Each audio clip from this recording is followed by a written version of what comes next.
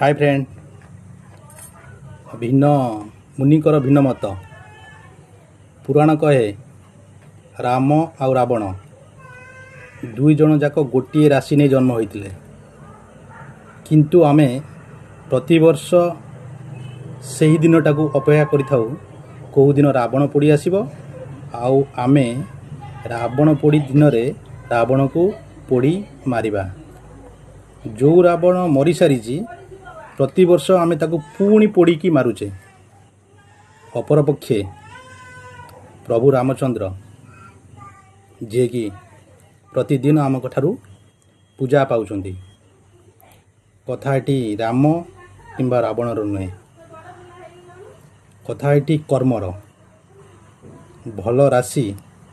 आउ भल भाग्य को नहीं जन्म होगा भल स्थिति किंबा भल परिस्थिति रहिबा मनीष को महान केबे करे ना से ही लोक महान होता है तार